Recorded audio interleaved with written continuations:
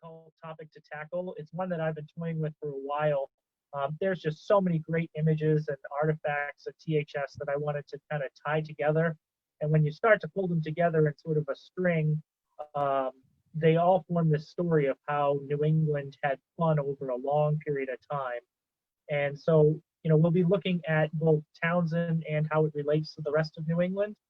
We're going to share hopefully, some things that are familiar to you, some new things that are not so familiar. You might learn something. Heck, we might learn something from you. That's 9 times out of 10. That's why I enjoy doing these things, because I get to hear all the history that you guys share with us.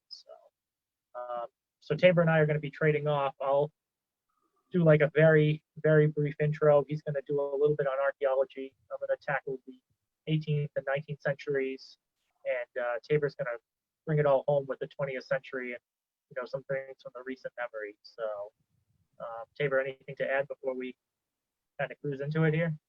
No, that was a great intro. I think we're ready to roll anytime.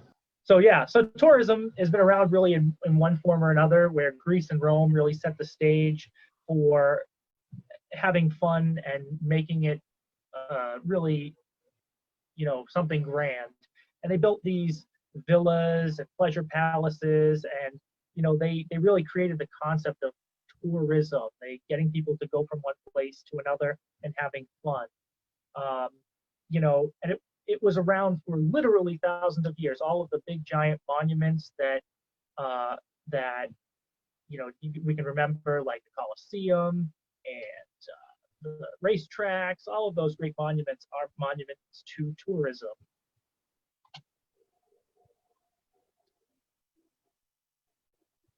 In the Dark Ages, which you'll see in a second, it really put a kibosh on having any sort of fun. Old empires fell, tourism, for all intents and purposes, collapsed. There were plagues, there were war, there was instability among nations, few people traveled, and all of this should sound like a rehash for 2020, but it occurred a few thousand years ago. So those that did travel really were merchants, or they were going on a religious pilgrimage. They traveled great distances to foreign lands such as the Vatican City, Jerusalem, or Mecca. Those that were not so inclined visited cathedrals in their own cities, many of which were still under construction at the time. And of course, among the most famous of those is Notre Dame, which is seen here before its disastrous fire this year. And of course, we had our own pilgrims. They were responsible for establishing new culture, and with it, its own recreation on the shores of 17th century New England. History books often refer to the Puritan settlers as being stuffy and lacking any sort of good taste. To be honest, I once said the same thing, because let's be real, who doesn't celebrate Christmas? I know there are other religions, but the religion centered around Christ, does not celebrate a holiday with sentimental gift giving. But looking back, I know much more than I did back in the day. There were many lies that my teachers told me, and of course, there were many different ways that people had fun, and in this case, fun to them centered around religion. If you look around every colonial era toy or game or any leisurely activity, it all focuses on religion in some way, shape, or form. So as soon as people arrived, pilgrims were writing about all the great potential that they had in New England. Potential, of course, meant settling, but it also got people to think that they might go on a great adventure, the greatest adventure of their lives, perhaps.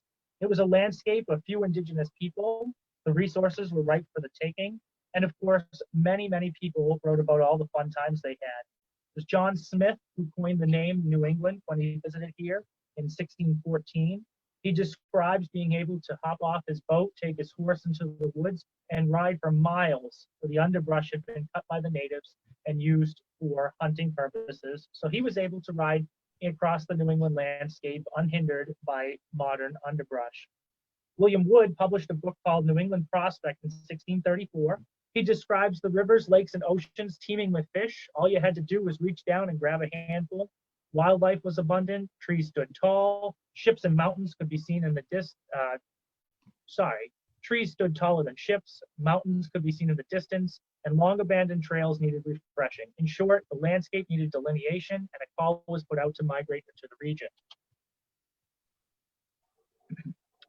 And migrate they did. Not only did they come to live, they came to explore. and wealthy British residents followed, making the passage and traveling to see what all this fuss was about.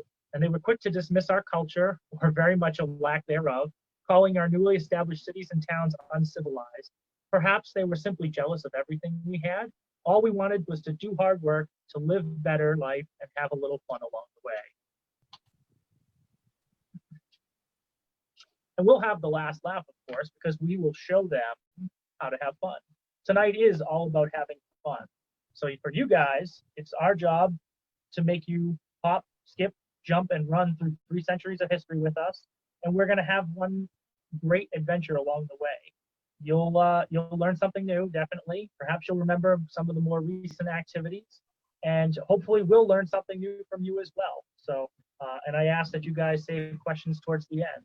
So if all goes according to plan, we're going to turn it over to Tabor, who's going to talk a little bit about some of the ancient stuff. Let's get 1 second.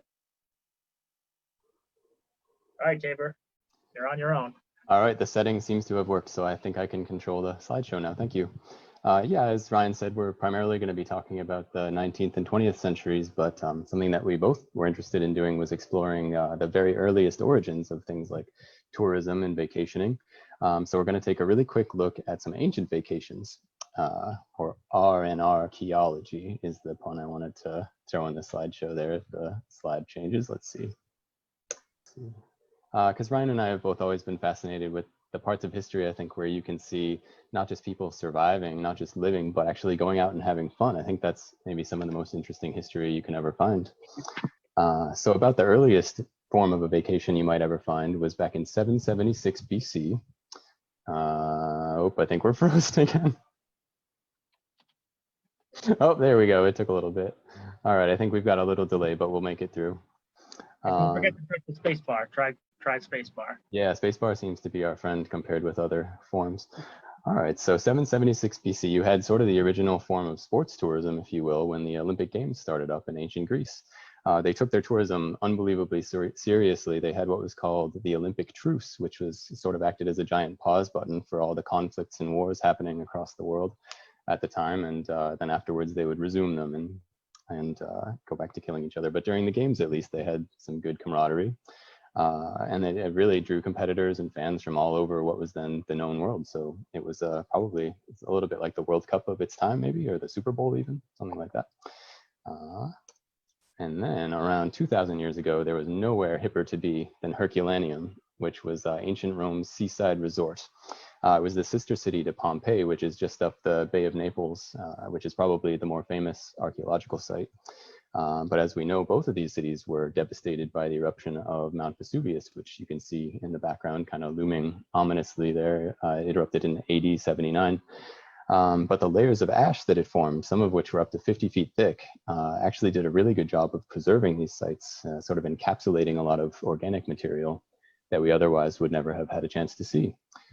So what that's done is give us sort of a snapshot almost of a really specific time and place in this seaside resort town. It's really neat. So it shows that this was a cultural center. You have beautiful artwork like this mosaic that's just about as colorful as the day it was made.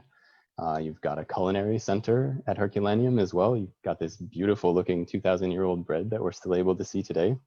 And it was a center too for gaming and for fun. It was an old painting was discovered at Herculaneum of this game Astragaloi, which is sort of like dice or jacks maybe, and except that you're using sheep bones as the gaming pieces. So I'm thinking though that with this combination of gaming and art and food and kind of opulence, all geared towards this coastal city, it's a little bit like if you combined like Las Vegas with Cape Cod is sort of how I imagine Herculaneum. So sounds like a good time. And heading a little further through time, you've got Machu Picchu, which was the Incan Empire's royal retreat, about 50 miles from their capital in Cusco. So just far enough away to get away from the hustle and bustle of the city. And of course, nothing says lap of luxury like llamas. That's first and foremost at Machu Picchu. But it was also a center for architecture. They had these massive stone walls, these beautiful, really irregularly shaped stone walls that they were able to get to fit together just right without even using mortar or anything like that. And to this day, if you go up and stand next to them, you wouldn't be able to get a piece of paper between some of these stone walls. It's unbelievable. It was a center also for astronomy. About 8,000 feet up, you're bound to have a pretty good view of the celestial bodies up above. And also at the time in the 15th century, you didn't have a whole lot of light pollution in Peru. So they'd made some discoveries that weren't mirrored by the outside world when it comes to astronomy for centuries, which is really impressive.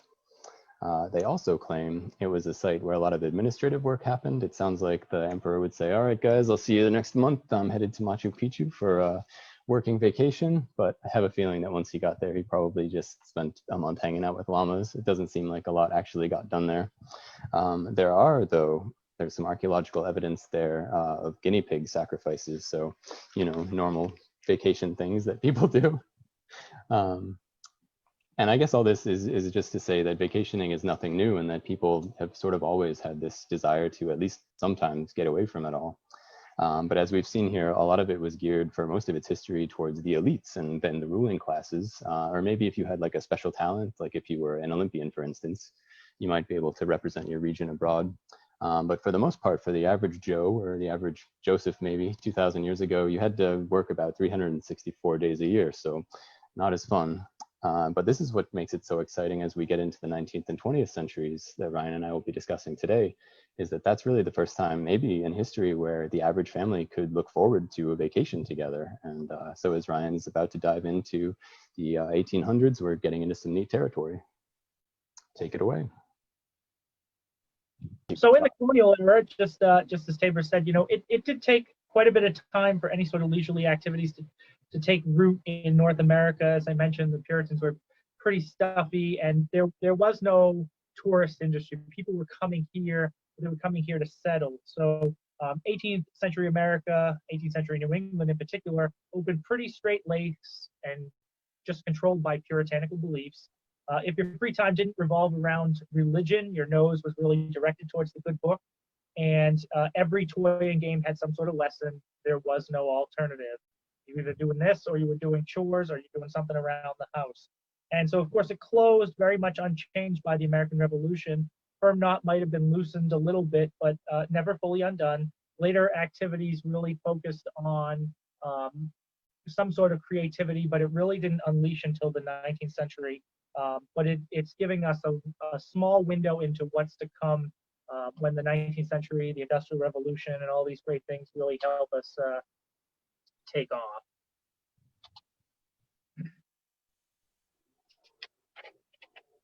So reading and writing is one of the fundamental skills taught to all members of puritanical society.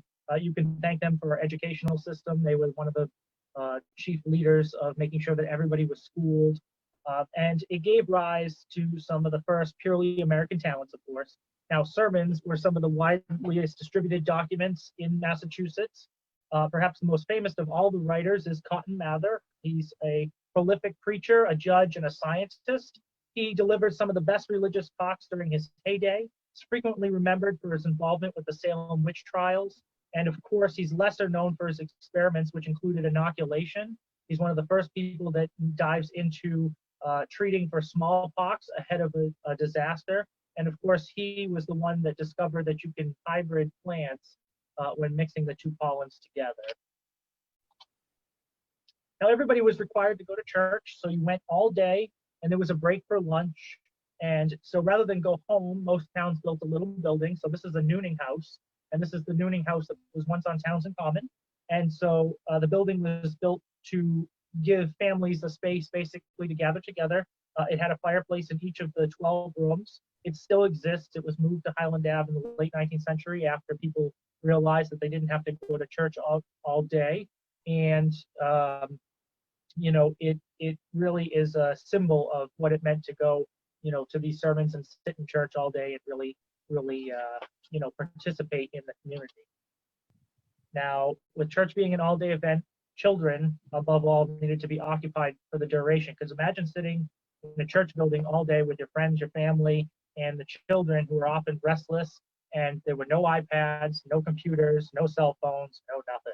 So people were pretty creative as to ways to entertain themselves. So one of the toys that was invented was something called Jacob's Ladder. So it's seen at the top left, and it's printed with religious scenes and scenes that offer lessons in everyday life. And what's remarkable about it is how the blocks flip up and down, kind of fascinated children. And it's a really old game. It wasn't necessarily always called Jacob's Ladder. There's examples of this that have been found in King Tut's tomb, but it's something that was wildly popular because it was almost magical. Something else that's been around for a long time, since the 14th century, in fact, is the ball and cup. Very simple toy. The goal is to get the ball in the cup. It's harder than it looks. I've practiced for hours off on end, and I'm still not good at it. It was really popular with Queen Elizabeth I. She gave it its name, ball and cup. I don't know how people didn't figure that before, but and she came up with the specific design that's seen on the screen here. And of course, because it was popular there, it was popular in British North America. Now, there's all sorts of toys that come out of industry during this time. So whirligigs offered a quiet alternative. It involved mounting some sort of object in the middle of a loop string. And when you tension it and release that tension, it would spin. And so if you had something that was saw-like, most people called those buzz saws simply because it emulated the action of a sawmill, although they would not have seen a circular saw until the 19th century. So it was probably just called a crazy whirligig. And if you put colors on the string, all the colors of the rainbow, and when you spin it, it actually makes white. So there were some fun little things that were teaching opportunities to demonstrate how white is made up of all colors and black is made up of no color and absorbs all color. So now in the hoop, in the barrel making community of Townsend, you might have had hoop rolling. So it was a game appropriate because the children would take the barrel hoops, use a stick, and guide them along the road for as long as possible. On an uneven dirt road, such as it might have been found in Townsend and about New England, it's harder than it looks. I could never get it done. And it amazes me that people will take these things and turn them into hula hoops. And then later, even today, people are doing what they call hooping, which is all sorts of fun dances with your hula hoops and, using it to create all sorts of movement and motion, etc. And from hula hooping involved the game of races. So a much smaller hoop was sent flying into the air rapidly by pulling apart two opposing sticks. It's not easy because your teammate had to capture that hoop flying through the air. And with the addition of ribbons and trimmings, it might send a colorfully decorated object through the air, but it might have gone any which way. So it's kind of cool to see all these very basic games out of our industry here, the barrel manufacturing. Now, New England has one of the first bowling alleys in the United States. Romans, of course, played bowling. It was a game called bocce, and troops carried the pieces from here and there and made it all across Europe, Asia, Africa, and everybody played it. But the actual history of the game is kind of murky because everybody played it. So there's all sorts of vernacular adaptations. Everybody had different rules. There was no Roman rule, so to speak, and everybody played it. So when they brought the game over to the United States, in particular, they created what is called lawn bowling. It's very similar to our modern bowling, where you're knocking down pins on some sort of level surface. The oldest bowling ball in North America was discovered here in Boston during the Big Dig, in a privy, and of course it is widely popular still today. And out of regular bowling came, of course, New England's tradition of candlepin bowling, which involves a much smaller bowling ball, very similar to our lawn bowling.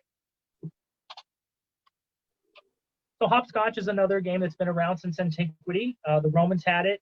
It wasn't called hopscotch until the 17th century. Many school children would play this game. It involves building a court on the side, in the dirt or in some level surface. And in this case, this cobblestone street had a court embedded into the ground. It was really popular in the 18th century. It actually almost went semi-professional. There were rules published. Everybody was playing it. They were playing it competitively. And it almost became our national pastime. But baseball intervened, of course. So baseball owes its very existence to two popular events, one called skewball, which is kind of like cricket, but you send the ball flying into the air, and the other one's called trap ball. So trap ball is descended from a game invented by milkmaids. So they supposedly used their milking stools and took off the feet to have a bat, and the ball would be sent flying through the air, and the goal was to simply catch it. If you didn't catch it, it was a run and a point, and if you did catch it, you were out. You got 3 outs to each team swap. William Bradford, who was the governor of the Plymouth Bay Colony, penned his criticism for several of the team members playing on Christmas Day nonetheless. They did not celebrate Christmas, and he noted that the day was not for celebration, but rather for hard work to prepare for another hard year. By the Revolution, of course, the things have lightened up. Children were playing trap ball in almost every major city. That included Boston, New York, and of course, Williamsburg. It remained popular at reenactments, and of course, it's one of the ways that we kind of link the past to the present. We would know nothing about any of these great games if their players had not kept great diaries. One of the better known writers of the day is Anna Green Winslow, who's a member of the prominent family of Boston. The Winslows were among the highest social class, and they had land here in Boston, in Townsend, but unfortunately they were Tories, so they were ousted at the beginning of the Revolution. Now, young Anna lived here from 1771 to 1773, and it gives us a really good window into pre-Revolutionary War Boston. And one of the favorite pieces that she writes about is when she's dancing and listening to music. And so, in one particular entry in November reads that Mr. Waters, hearing of my assembly, put his flute to his pocket and played several minutes of other tunes, and we danced mighty cleverly. Now, she was a part of the upper class, so her upbringing was evident when she noted that she dressed smartly and went to the dance and endeavored to behave myself decent. There were no shenanigans in Boston.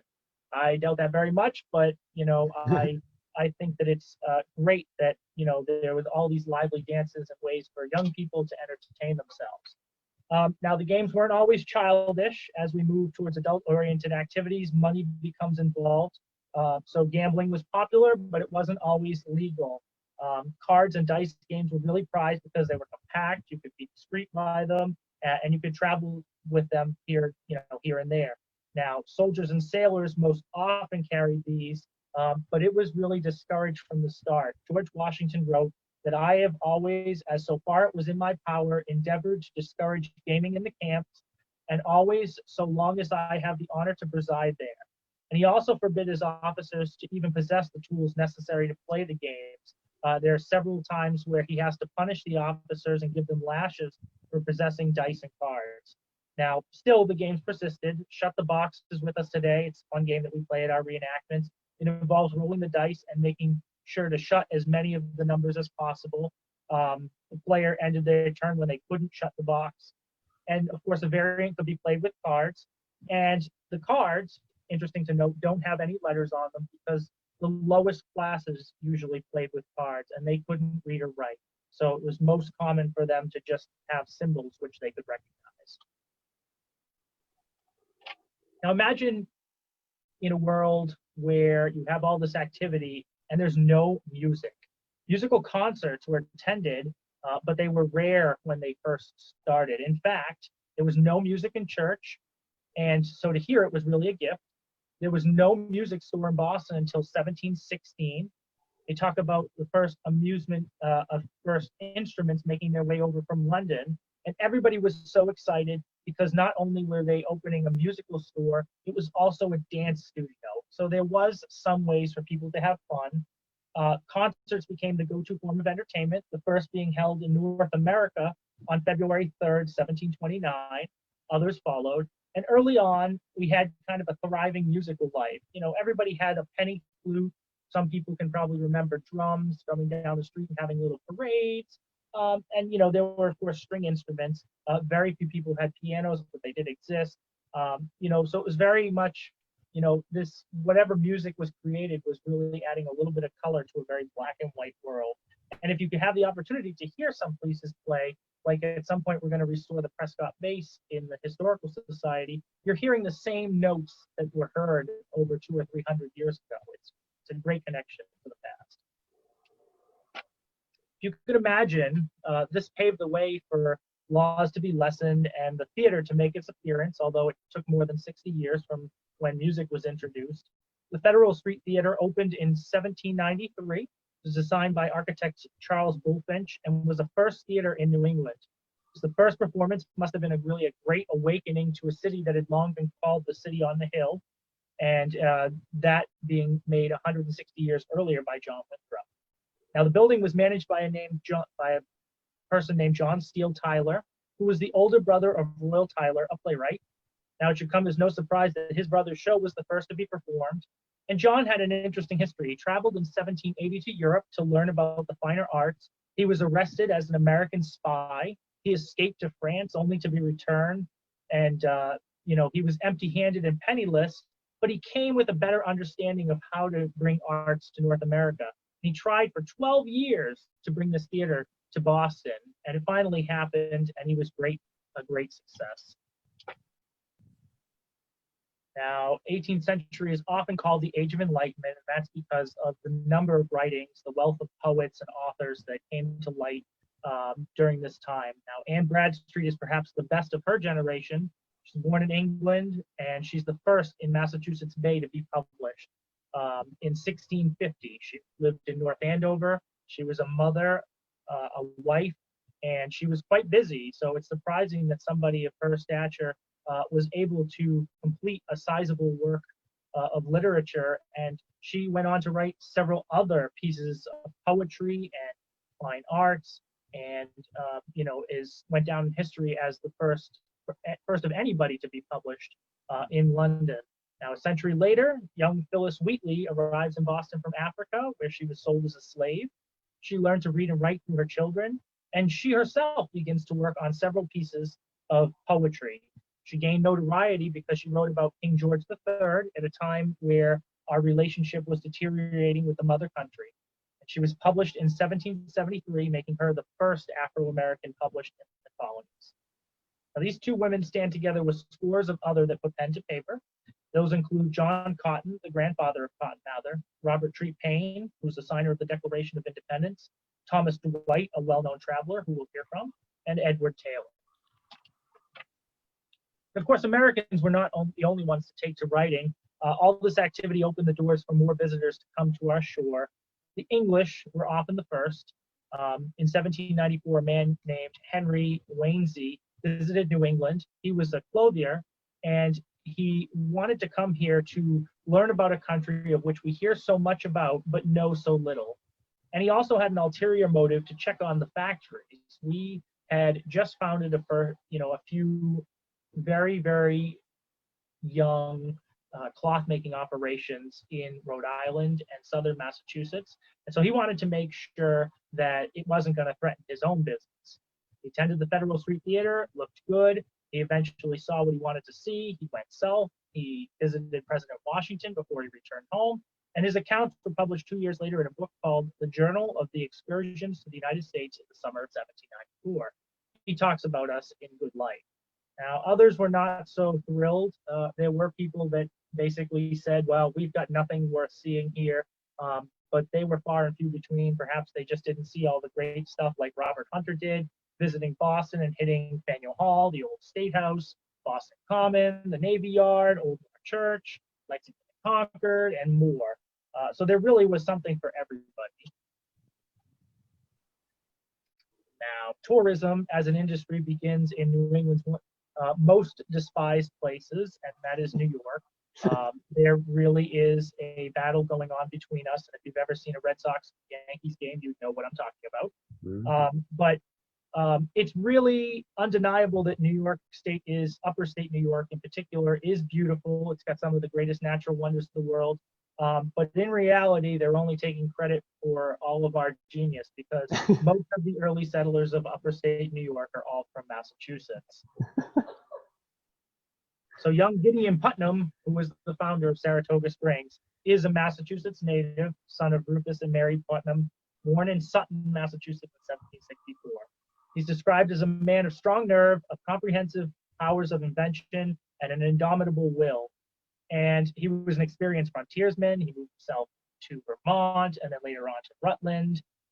And then he was decided to tackle the New York wilderness. That really was the frontier. And he arrived in 1790, where there was nothing more than a vast pine forest that needed to be civilized.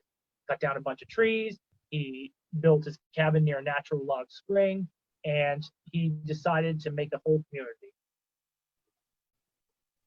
So he focused his house near a place called High Rock Spring. Now, natives had known about this area. It was carbonated and it pushed up through the earth. The Mohawks viewed it as a gift from the gods, and they also believed that the water had healing properties. It is one of only 3 carbonated springs east of the Rocky Mountains, so it really is something unusual. It's kind of got a pungent smell as it comes out of the, out of the earth, so it's unusual. And of course, it was near the Hudson River, which was a major shipping corridor up and down, connecting the Atlantic seaboard to the interior. So, and so important was it that the British came up here. It's one of the reasons why the British came to this particular location. And there was a major battle fought at Saratoga specifically to protect this natural monument. Of course, they lost. The revolution turned in our favor, and they were out of here. So Putnam is considered, of course, the founder of Saratoga Springs, and he had, basically built this community single-handedly. In 1803, he builds a much larger building that would accommodate guests. He names it Union Hall, and then he brings people to settle the community, and they help him build multiple other buildings. But they're coming and they're laughing at him. They dub this building Putnam's Folly because they don't think that this particular location is anything worthwhile settling.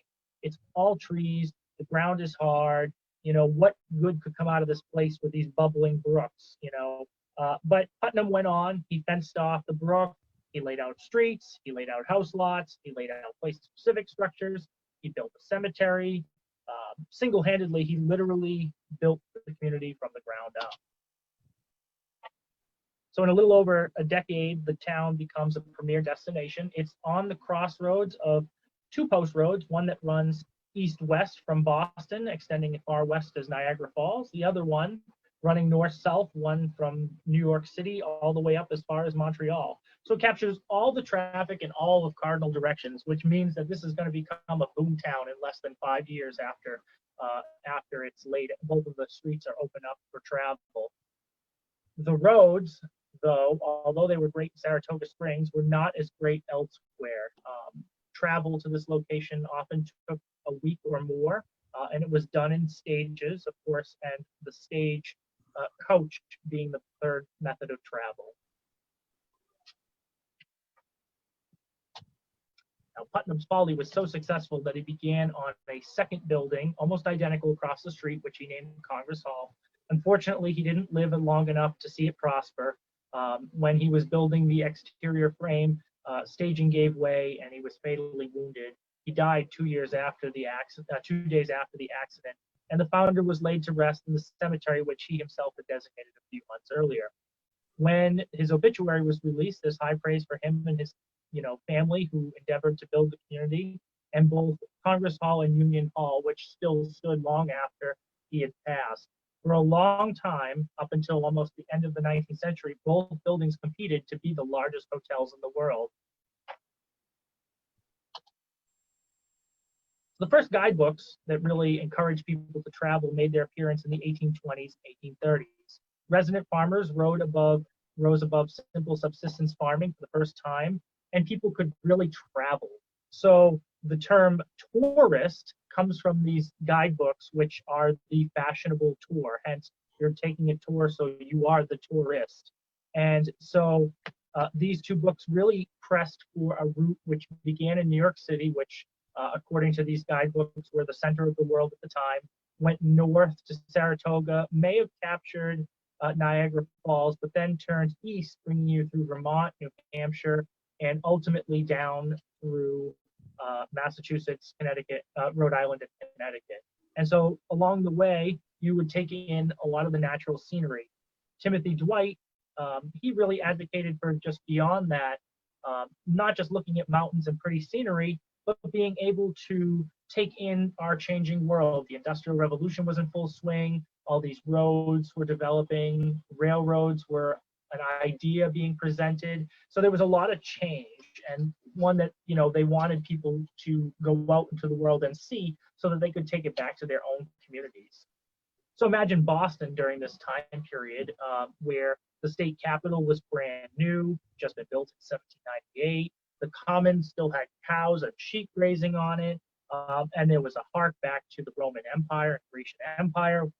Roman statues made their appearance on the common. So it's decorated. It was kind of becoming both a park and a place to graze. There were all these beautiful homes. And it was really described as pleasantly situated at the bottom of Massachusetts Bay on a peninsula of uneven surface. The town owes its origins to the spirit of civil and religious liberty. Harbor is one of the best in the United States, and the residents are extensively engaged in commerce. There are probably few cities in the world where there is so much wealth in proportion to population. So take that, New York. The journey to Boston took, of course, 3 days as roads got better, and it really depended on the route, the weather, and the conditions. It was slow and unreliable, and routes were in their infancy, and it often followed old, narrow, rutted paths. Now, the stages, of course, as they were known, kind of rocked along on their leather straps. Frederick Mayet summed up the motion as being tossed in a blanket, often throwing you up to the top of the coach as you flatten your hat, if not your head. Mm-hmm. And of course, there's little protection against the weather. Every nook and cranny that was open let in cold air and snow in the wintertime. Or of course, in the summertime, it was really dusty, as we've seen here at the stagecoach. If that were not enough, you were crammed in the little compartment. You had 9 people sitting in there. If you were a 10th or any others, you would ride on the outside and pay the same fare as the other passengers. So it really was an apocalyptic way to travel. So the quickest route followed a southern path, stopping at Manchester, Vermont by the first day, Keene, New Hampshire by the second day. And of course, Keene was described as a flourishing village, one of the handsomest in New England, situated a few miles east on the Connecticut River. Contains about 200 dwellings, a bank, a courthouse, a jail, and 3 churches, and a population of about 2,000. So of course, it developed into one of New Hampshire's largest cities, and it has the widest main street in the world, laid out in 1736 to benefit the early settlers. The road's 172 feet wide, which is 4 times larger than a normal street. Best guesses indicate that landowners wanted to avoid congestion. Now, the description continues that for the next 40 miles to this place, no village of importance intervenes, though many handsome dwellings and rich farms are discovered along the route. The descriptions continue with praise for Groton, Concord, Arlington, Cambridge, and finally Boston. They missed Townsend completely. But West Townsend was 32 miles from Keene, and it was an important destination, often a landing spot for stagecoaches. So it was one of the first little villages that you approached, and the Ashby Turnpike directed traffic out of New Hampshire, out of the woods, onto a level plain just beyond the tree line. The location was a collection of houses that clustered between 2 taverns, a church, and a seminary school. As the rendering attests, the location was quite picturesque, contrary to what any guide says. And the Squanicook River offered a place for guests to fish or to cool off swimming. Plenty of traffic brought daily news. There's no shortage of places to stay. You might start with Stone's Tavern, which was the oldest establishment. It was erected in the 18th century by Major Samuel Stone. And of course, it became one of the preferred locations given the fact that it had a store and a ballroom, and of course, the livery stable on the end that bookended the complex. So horses that were driven to market could be stored here. Visitors could rent a room, although they might have to share a bed, and you might have to share a bed with a complete stranger who didn't even have to take off their boots. It really was a different time. You might have stayed at the more civilized Hobart Hotel, which was constructed in 1774 at the corner of Main and Canal. Tavern was regularly published in Stagecoach Stop guidebooks, and of course, it was direct competition for Stone's operation. It's been variously called the West Townsend Hotel, the West Townsend Tavern, Squanicook Inn, Raunchin Inn, and the Hobart House. Now, the evolution of the name, of course, parallels a larger change in accommodation. Taverns were known as public houses and later shortened to pub. Both provided alcohol and lodging in the 18th century. As time went on, the word inn made its appearance as a placeholder to provide food and lodging, while the tavern became more of a seedy place for beer. The hotel was coined to further distance the relationship. Hotel meant a light and airy building with the largest accommodations. Food was top notch, and you could, of course, expect to pay for the privilege. So Moses Warren erected the first hotel in Townsend. It was the Central Hotel at the foot of Turnpike Street in Townsend. So the third New Hampshire Turnpike extended down to the state line to connect with Great Road. And this fashionable building had a two-story veranda on the front so that guests could cool off in the evening.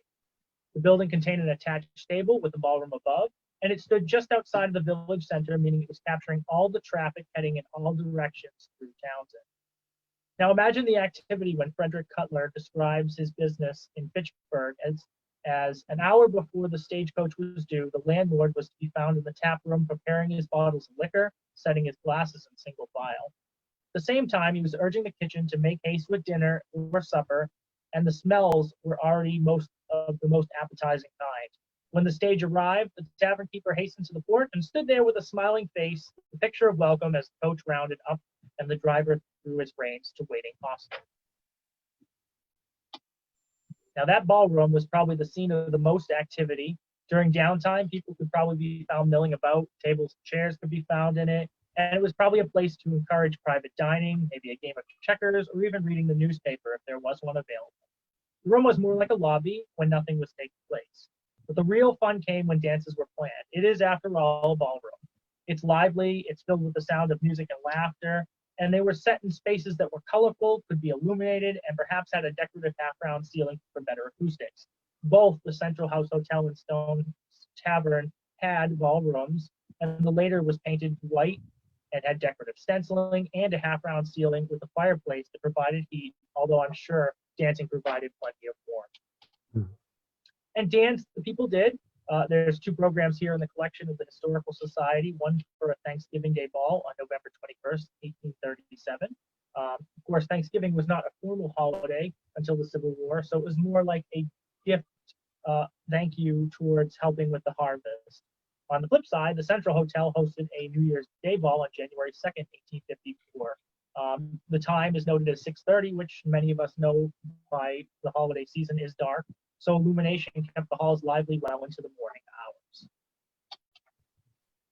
Music was provided by a variety of talented musicians. Many of their names have been lost to time, but of course we have the names of many of the bands. There were a number here in Townsend. The first and the oldest is the Cornet Band, established in 1838, with the express purposes of bringing musical culture to the community. They had 20 members, and that number grew as they performed in parades and on local greens in and around their home. More disciplined, the Townsend Military Band was formed in 1845 to provide musical services to the Townsend Company of Light Infantry. They are the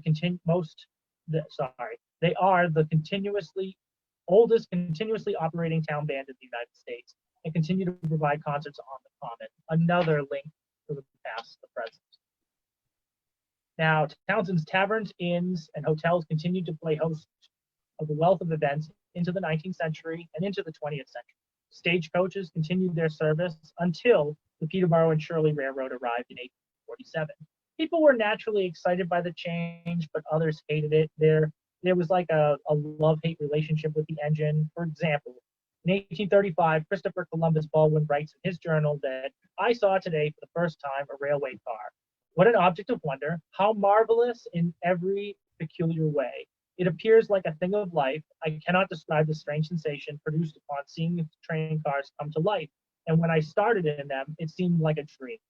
On the other hand, they were loud and obnoxious. Caroline Fitch describes the railroad as a lightning flash, and they were on iron wheels and iron rails that prevented me from enjoying conversation.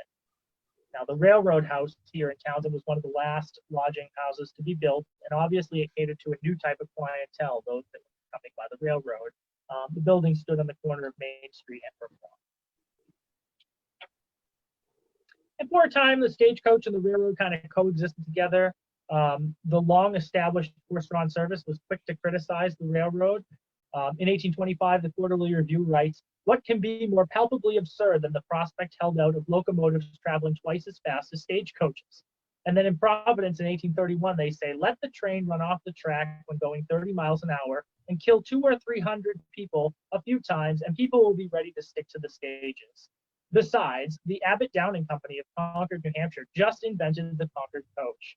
Its 1827 introduction smashed land speed records, took travel to the next level. It was light, it was comfortable, it was easy to pull by a team of horses. So everywhere, it seemed like the stagecoach was going to dominate, but railroads eventually came to dominate New England and the rest of the country. What's interesting is that this particular image is really the last time that the railroad cooperates. All of these trains, this train is heading out to the Midwest to deliver a run of Concord coaches to perhaps the most famous Concord coach owner, Wells Fargo. Now, stagecoaches could basically take you anywhere the trains couldn't. It took a while to get up here. So the White Mountains was really the next premier destination in New England. In 1832, Nathaniel Hawthorne of Concord, traveled to the White Mountains to complete his last leg. He had been all over the place, all these places that we talked about, Niagara Falls, Hudson Valley, been to Saratoga. He's coming to Vermont and into New Hampshire. And now he wants to see what is perceived as the next frontier. And it really was a frontier. There was one road through this region. There were no farms. There was maybe rough shacks, as the image indicates. No civilization, so to speak, so it was a step back in time. And it was Timothy Nash and Benjamin Sawyer who discovered that passable link, which they aptly named the White Mountain Notch in 1771. It was then opened further by a man named Abel Crawford, who came here in a few years after that in order to establish both a road through the region and to set up several taverns and places to accommodate travelers. Stage service was started in 1828, and it, for the first time, opened up through traffic from Canada to parts of Boston, Portland, New Hampshire, Concord, and all of these different locations. So it really was an important time in our history, and for their contribution to the development of this area, the Crawford family was memorialized with the name being called Crawford's Notch. Of course, the railroads couldn't reach here. The terrain was just too tough. So the stagecoach really enjoyed a revival for a time, bringing people here. And even in partnership, the railroad might bring you 3/4 of the way, and the stage would take you up. And not everybody was thrilled with the train even. In 1849, it describes a scene of sabotage in Townsend, where some evil-disposed person or persons were fastened down across the tracks, some posts and rails upon the Peterborough and Shirley Railroad very early in the morning, just before the gravel train went up to the engine house, the pit. The train was backing up, and 6 or 7 of the cars were thrown off the tracks and piled one on top of the other. One man was instantly killed, and another maimed for life. Large reward was offered, but nobody in Townsend ever came forward to describe who had done it. So it's one of those mysterious things where the train was sabotaged and nobody was to blame. The Notch gained notoriety for the Wiley House, which was the site of a horrific disaster in 1826. A year prior, Samuel Wiley purchased a dilapidated tavern building to revive its operation and live here with his family.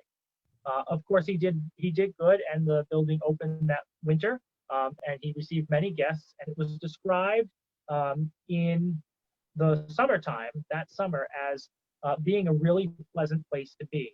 But perhaps through inexperience or ignorance, the Wiley House was constructed dangerously close to lands that were subject to often landslides. Drought conditions made the situation precarious, and on June 26, rocks and debris passed just 200 feet within the homestead, crashing down into the adjacent field, clearing shrubs, trees, and destroying the road. The Wileys, imagine watching this event unfold from your own house, but ruling against moving. 2 more months of drought really sealed the family's fate, and on August 28th, a severe storm dropped torrential rainfall and let loose a torrent of materials coming down. And in the dead of night, the family could hear it. They ran out the door and were never seen again. The storm brought other devastation. Bridges washed out, roads flooded, farmland, livestock was carried off, roads destroyed, and the entire Notch was really in fragile condition at this point. Fearing landslides, additional ones beyond the ones that they heard, residents proceeded with caution and moved to check in on the Wiley family. And after crawling through mud and splintered trees and soil, young Abel Crawford came upon the empty house, had a candle burning, furniture displaced. It seemed like they ran in a hurry, but they were nowhere to be found. And after a day or two of searching, it was discovered that the entire family had died and caught up in the landslide. And it made national news, particularly because all 5 children, Sally, Elbridge, Martha, Jeremiah, and Eliza, ages 5 through 13, all perished in the tragedy. So the entire community was saddened by their passing. And really, they have a wonderful memorial located near this site along the banks of the river where they have a small cemetery. Now, as an unintended consequence, traffic really picked up. People came to this region to see the scenes of devastation, human tragedy, and of course, the miraculous survival of the structure, which was not hit at all by a landslide. So it was kind of unusual in that the building survived and the people didn't. It was later turned into a roadside attraction, perhaps one of the first tourist traps. And by the mid 1850s, they constructed a hotel to accommodate all the guests that were coming to see this building. It burned down in 1898. The site is still maintained by the state of New Hampshire as a memorial to them. Now, the Notch is known for something else as the gateway to Mount Washington. It was once perceived as the highest peak in North America and named for the general in 1784. In 1819, members of the Crawford family first cut the path up to the summit, which is a distance of 8.5 miles. A year later, Ethan Allen Crawford led the first guided expedition, and in 1821, Allen constructed the first of many summit houses. Mount Washington's the windiest place on earth. So naturally, if you don't build a house of good quality up there, it's going to blow down. It was destroyed in 1826, and it was one of many that have since been destroyed. So of course, circling back to Hawthorne's visit here, he seemed to be pleased by the location and by the scenery. He wrote about his journey, and in fact, he wrote several books. He was criticized for The Ambitious Guest, which was inspired by the Wiley House disaster. Another simply recounts his recollections. Third details a journey of 8 adventurers on Crawford Notch. And a fourth just encouraged people to visit to the area. A lot of people criticized him for taking advantage of national news, but he was just doing what everybody else would do. He was not alone. Ralph Waldo Emerson, Henry David Thoreau, Francis Parkman, Henry Wadsworth Longfellow, the poet John Greenleaf Whittier, and others really came here in droves to take in the natural scenery. Timothy Dwight praised this location, came here to document the landscape. And lastly, the Hudson River painters loved this location, and many of them captured it in their very fine paintings. The most famous of them all is Thomas Cole, who first visited in 1828, and many others followed in his wake. And their display in Boston galleries really pushed people to this region and others like it. And if you couldn't go to the White Mountains, populace would have the next best thing, which is whatever was in their own backyard. The biggest one here in this region is Wachusett Mountain, of course, the highest peak in the east of the Connecticut River. And it's a monadnock. It's isolated, high, rising above the surrounding countryside. And it offers fantastic views in all directions. I encourage people to go up if they haven't. Timothy Dwight publishes this in his book. And of course, it's highlighted in John Hayward's 1839, The New England Gazetteer. And John Warner Barber writes about it in the history and antiquity of every town in Massachusetts. Both of these were self-guided tour books, and it described every village and town in the particular focus. And it really is a nice window into how people of the time view their own natural resources. So he describes Wachusett as being a really natural environment. By the end of the century, it's something of a tourist attraction. There was a summit house, there was a barn, there were stores, there was a toll road, there were several trails, and there was even a hotel you could stay at. So there was something for everybody. And escaping all of that was really an old growth forest at the base of the mound. It's something to behold. The trees are huge. It's really well protected. And because of that, the Commonwealth purchased the mountain to preserve the scenic environment. All of that's gone. All of the buildings are gone, and it's preserved as a natural wildlife refuge. And of course, the most famous Monadnock is Mount Monadnock in southern New Hampshire, perhaps the most prominent peak, rising 1,000 feet above the air um, and 2,000 feet above the valley below. First climbed in 1725, and it's been a popular place to hike for 3 centuries. Now, Henry David Thoreau, who visited Mount Monadnock, also has a Townsend connection. He first passes by this area in 1844 on a solo journey. He again comes here in 1852, and it's this journey that he writes in his diary on September 6th that he boarded a train out of Concord at 7:30, headed west towards Fitchburg, saw some fields covered in white dew, and expected a frost to set in. Transferring to the Peterborough and Shirley line, he traveled north to Mason Village and Greenville. He remarked that the fields of Townsend were yellow by goldenrod, and the girls were out picking hops in the field. So he mentions Townsend specifically, which I thought was kind of special. They arrive in Mason at 10 a.m. and took 3 hours to reach the top of Mount Monadnock. Along the way, he eats blackberries, raspberries, and other roadside goodies before reaching Peterborough and ultimately climbing the mountain. He would again return in 1858 and again in 1860. By that time, the mountain had completely changed. So it too became sort of a tourist attraction. In an effort to drive wolves from the region, a great fire was set and burned for 3 days. It cleared the entire top of the mountain, ruined the fragile topsoil, and leaves us with the bald peak that's there today.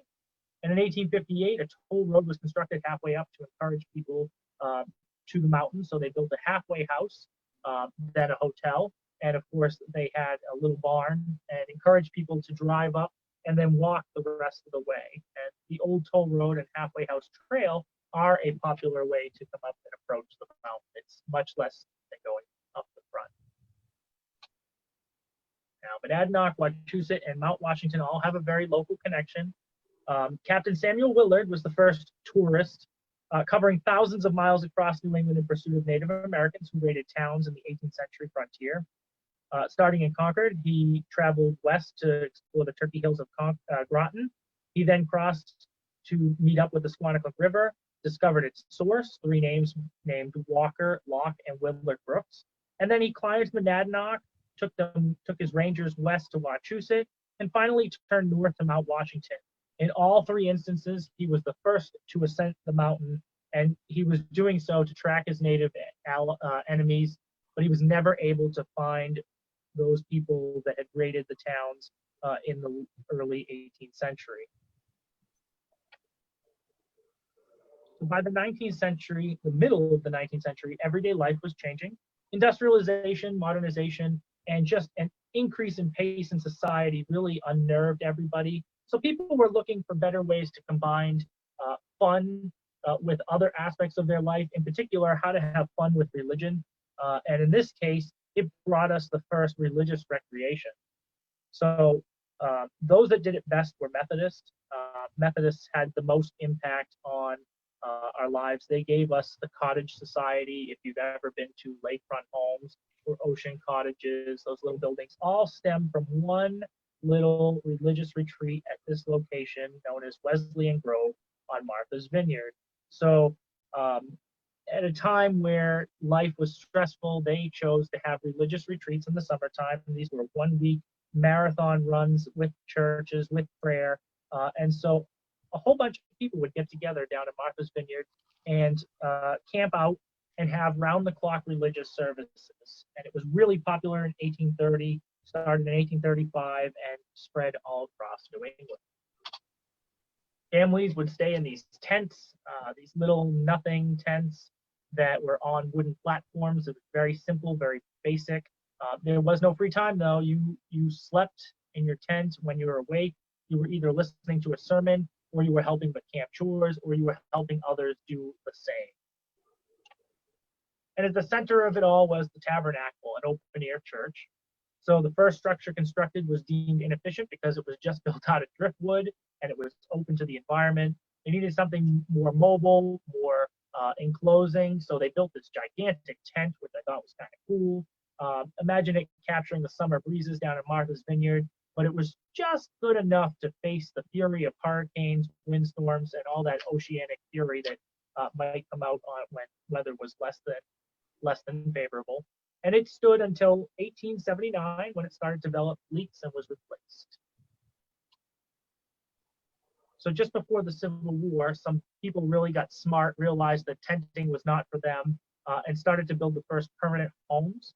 These were built in a bunch of Victorian styles, such as Gothic, Carpenter Gothic, stick, Italianate, and they were pushed by Robert Morris Copeland, who was a landscape architect, and he laid out all the house villages and came up with the name Oaks Bluff, because they built these buildings in and amongst the trees and landscapes. They didn't want to disturb the natural environment. They wanted to live in and amongst it.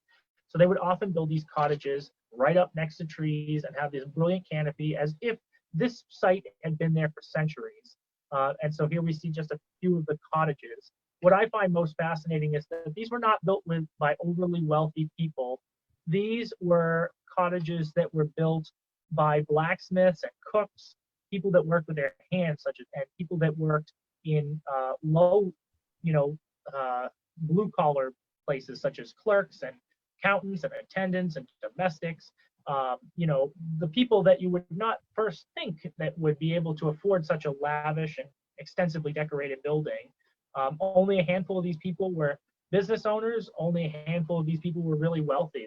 They chose other places to build their cottages. And of course, when they were forced to replace their tabernacle, they did so with a permanent structure. It spared no expense to reflect the natural environment. So it's built to mimic the tree landscape. It was built out of cast iron.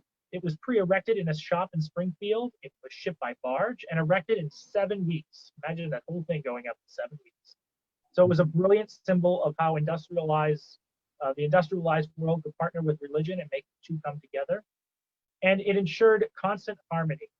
When not in use for religion, the tabernacle became home to singing shows, plays, dances, and more.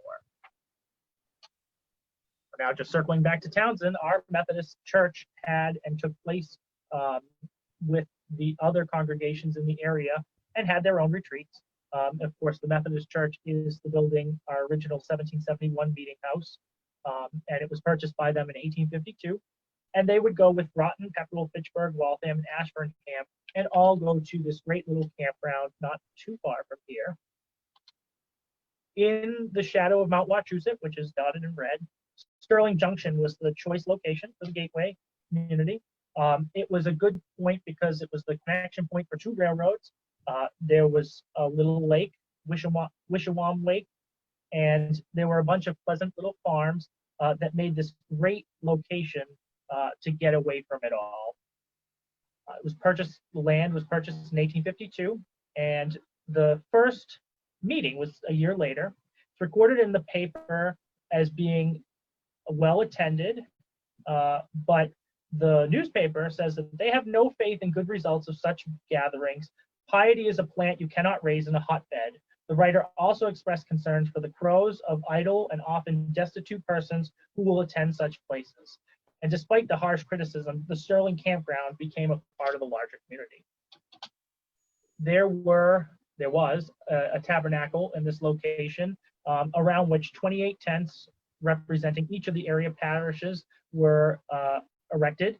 There were 1,000 people who attended the second year, 2,500 people just on the Thursday of sermon alone. So these were very serious events, and it was great. Everybody would attend, they would worship, they would sing, they would study. On Sunday, the gates were locked. It was really all about unity and coming together as a community. It was one of the first places that African Americans were allowed to participate together with everybody. There was segregation early on, but it kind of gave way with the coming of the Civil War.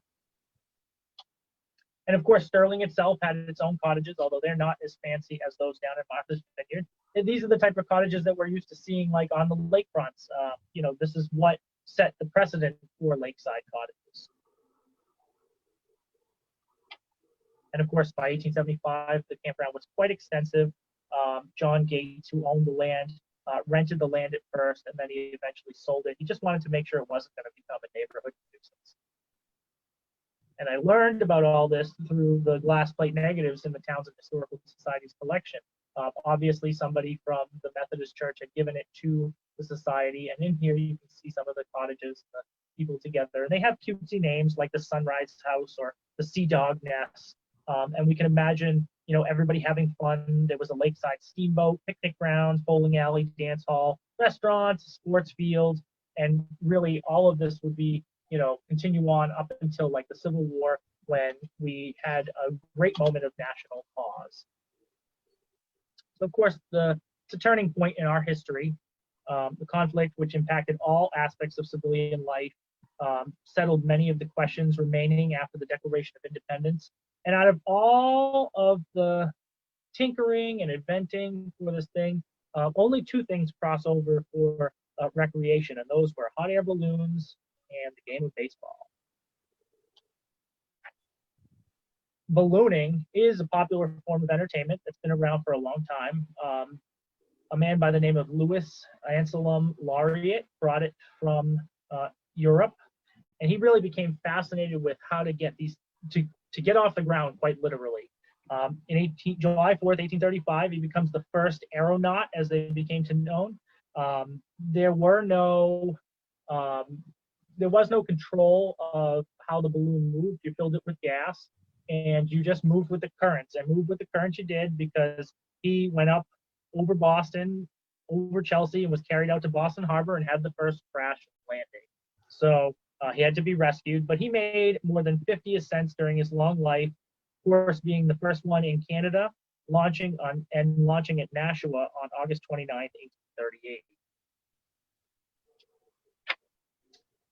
No doubt, it captured the attention of Rufus Porter, who had his own aerial navigation company established. They built this giant model to see if it would work, but unfortunately they never could get it off the ground. He did raise some money and sold some stock, but it was never successful. It was ahead of its time. I mean, it would take more than 100 years before any sort of idea like this would come to fruition. Perhaps the most prolific was a man by the name of Samuel Archer King. He made several ascents in the Queen of the Air, and in 1859, he made the preparation for the first flight, which took him up and over Boston, floated over Melrose, and continued on after dark. And then he made his way down into the moonlight and landed very close to this location, but not quite. It would take him another year before he would make his way out here. On July 4th, 1860, they launched in the Queen of the Air, went up, swung over Charlestown, headed out towards Cambridge, followed over Belmont, and eventually at 1 a.m. landed in Groton. Imagine not knowing where you are in the dark. There's no street lights, no nothing, knocking on several doors until finally some farmer awakes and brings him in and allows him to stay overnight with this huge contraption floating out in the yard. So King entered the record books when he partnered with James Wallace Black and captured the first views of both Providence and Boston at 1,000 feet. Took place on August 16th, 1860. It was nothing short of a miracle. Imagine a glass plate negative, which is really tough to go, and the balloon, of course, is constantly moving, taken up into the air. They took 4 pictures, only one of which in Providence ever came out. They tried again in Boston on October 13th. They were going to try in Providence, but rushed up here because they had the open air. And they were successful. Again, only 2 photos were ever taken, one of which you see here. The other 2 were lost, the emulsion destroyed. But it set the stage for the first aerial photography, which I find spectacular. King returns to Groton several years later. He launches on September 27th in 1871 at the North Worcester County Agricultural Society in Fitchburg, their fair.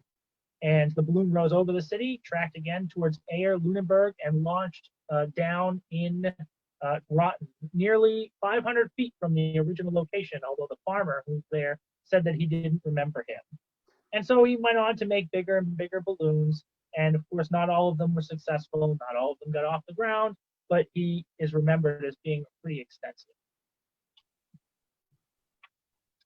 Ballooning would not be complete with James and James Allen Jr. Both of these people were involved in the Civil War ballooning. They went up. They were pretty strategic about things, and gained notoriety as being helping the Union cause gain victory over the Confederacy.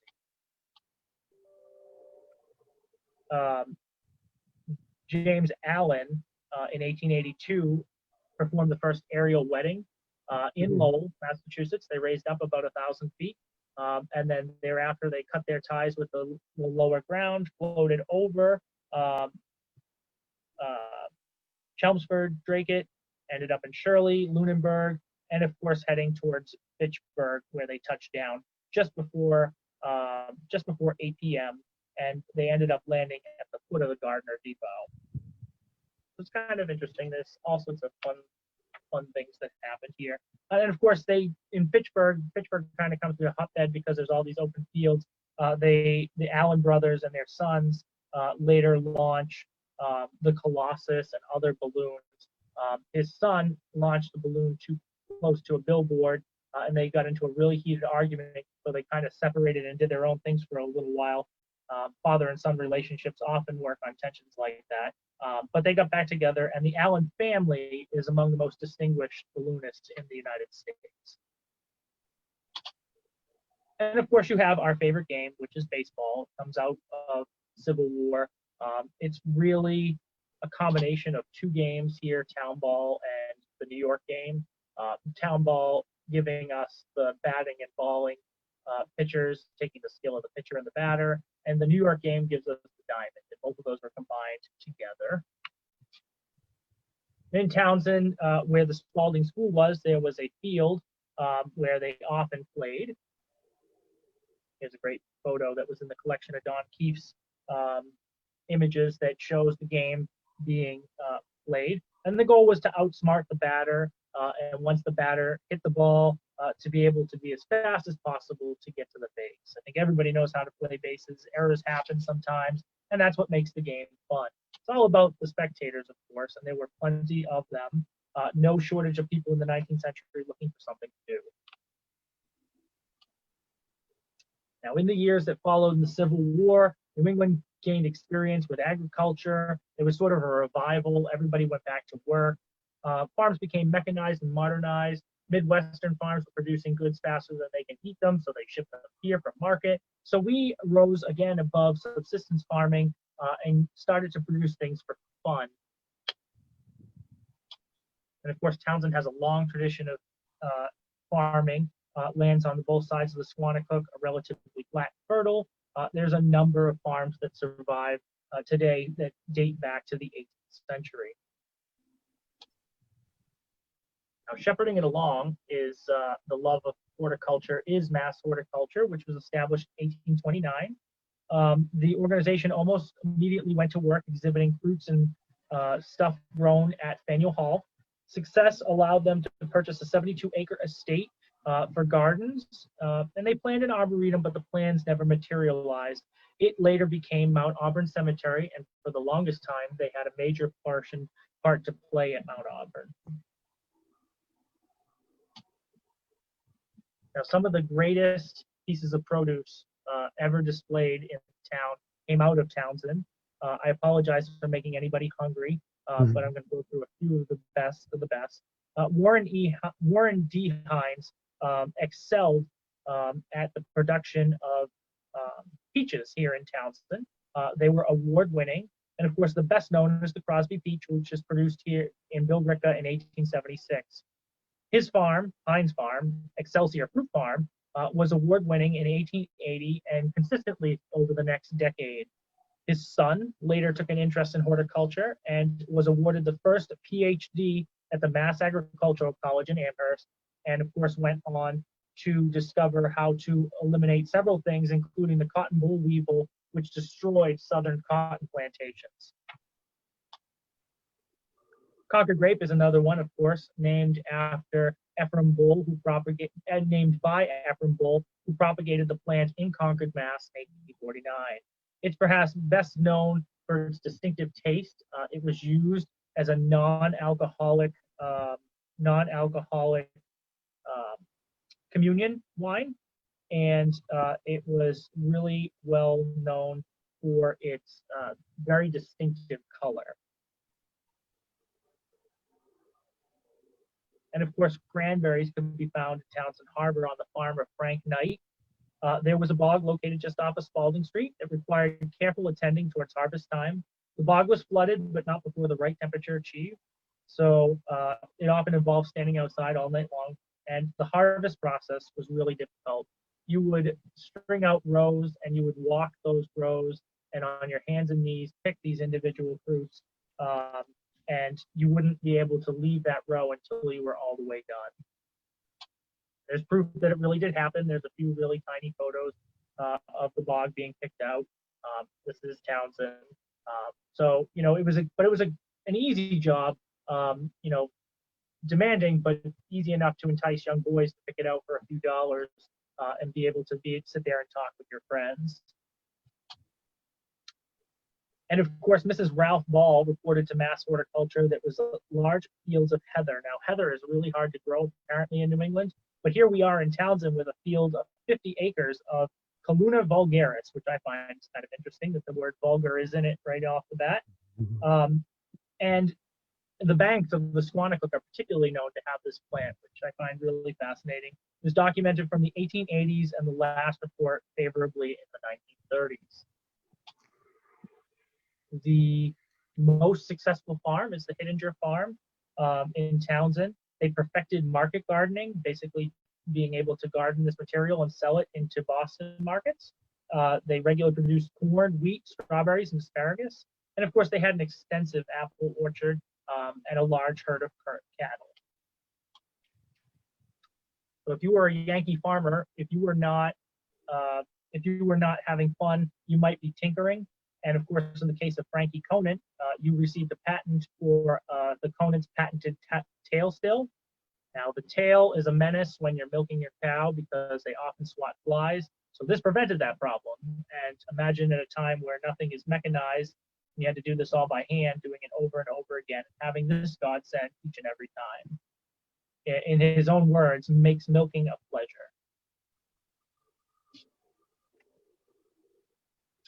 And the farm was owned first by Jacob Hittinger, came here in 1856, purchased an old house, and it was opposite the Harbor Pond. Now, Harbor Pond was often used for skating, and for a time there was ice production. A man by the name of Spalding would often produce small blocks of ice for his own use. And Hittinger tried with his own hands, but he really wasn't successful, which really disappointed him because he had a long-standing history of ice production in New England. As early as 1825, he's working on Fresh Pond with other companies, harvesting large blocks of ice to be shipped all around the world. Frederick Tudor kind of made it possible to ship ice, and he patented the production, and everybody was laughing at him when his ship left bound for foreign ports that were sent specifically for warmer environments. Everybody laughed, and they all said that no joke, a shipment of ice just cleared Boston Harbor. Let's hope it doesn't make a splash. And of course, nobody was laughing at him when he returned with $10,000 in profit. And of course, by that time, when everybody wanted it, he had a monopoly over the whole system. Together with Hittinger, they became very successful. And of course, Hittinger's son, Tom, became extensively involved with the ice production.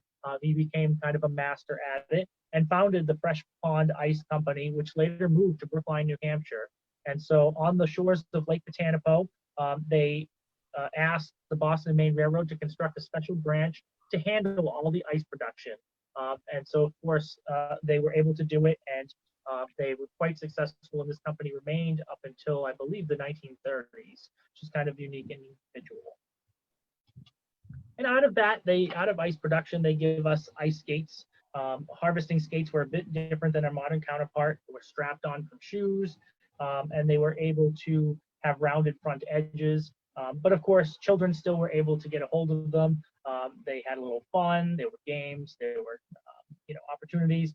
And of course, skating only increased in popularity after the 1868 release of Little Women, because after an argument, one of the main character's sisters falls through thin ice only to be rescued by a neighborhood boy. So there's a little bit of everything. It makes its way into literature. And unfortunately for us, maybe perhaps the days of Harbor Pond freezing are lost because I have not yet seen the Harbor Pond really freeze over enough for it to come out and be able to stand on it. Now, farming had a little bit of fun. They formed the Granges, the Grange Society. There was a while before they settled on this term. It's an English term meaning a house or farm apart from others, in particular making up a homestead. But they had several comical options, one called the Lord of the Soil, Knights the Plow, Brethren of the Vines, Independent Farmers, and Companions of Labor. Thank goodness they settled on the Grange. And of course, one of the first things they did was they had a fair to kind of fundraise. There were all these great parade floats that had live vegetation on them to kind of celebrate. And of course, there was the fair itself and more parading. As you can see here, William E. Cowdery coming up the street with his carriage decorated. There was a real need for speed as fun time peaked. Horse racing became extremely popular. I'll just plow through these really quickly. The Morgan horse is a New England invention, seen here, running at Mystic Trotting Park. He was one of the horse in particular is known as the quarter horse for its speed, and they were definitely used for fast horse racing as seen here in Currier and Ives. Now, first races were held on turnpikes, of course. The fastest horse of any of the horses was a horse named Boston Blue, and he kind of became the land speed record that set paces for everything. They trotted down this bridge, which was known as the Lynn Floating Bridge, and of course, he set the paces for everybody else to beat in 1818. And it was not until 1845 that his record was shattered. It was shattered by a horse named Goldsmith Maid. Goldsmith Maid still has the trotting record. Nobody has been able to beat her in all of the years that they have been doing this. She dominated racetracks at Medford, at the Charles River Speedway, Beacon Park, and the Reddingville Trotting Park, which is perhaps the most famous. And just circling back here to Townsend, we had our own trotting park located on the Squanicook River, accessed via Scales Lane. It was operated by a few people, Clarence Stickney, Lendo Clement, and Union Adams, and they took to harness racing. As you can see here, everybody's all lined up. And they had meets. They offered rewards of $25 to $100. An astounding $450 was raised in 1899. And racing concluded when, unfortunately, George Upton, who was president, passed out and died, and after which the track was really disused by anybody. If you weren't into horses, you might have been into bicycles. The velocipede was invented here in Boston. Unlike the pedal power that we're all used to today, you used your own 2 feet and just scooted along on the 2 tires. It was bumpy. It was not fun. So it took a little while longer for something to come to light, and it took the high wheel, which most people are familiar with in the 19th century, which was demonstrated in Boston in 1874. They had a bunch of races, 1878, and really people really came across the country by 1888 to ride in droves, and the first cross-country travel was in 1882, where it took 103 days to cross the country, 3,700 miles, ending here in Boston, Massachusetts. And of course, Boston has their own, Townsend has their own bicycles. He's seen here in the late 19th century and it's called the safety bicycle in particular because a low-mounted chain and air-filled tires allows people, anybody to ride it. It wasn't difficult. The high wheeler is definitely difficult. And women definitely found enjoyment. It was really a symbol of freedom and being able to get out and enjoy. And it was seen as a monument to feminism. It's one of the things that the women used to strengthen their right to the 19th Amendment, which was passed, of course, in 1920.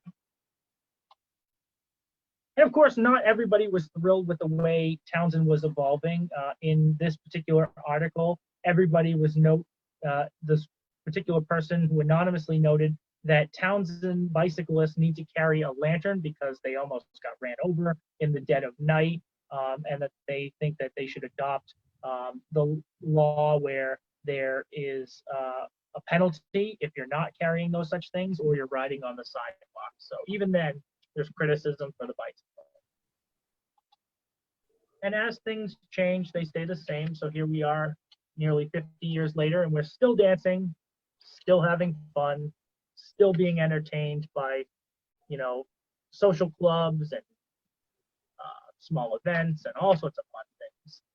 And we end with the asking for the streetcar. We have this need for speed, so we want to be a part of the community.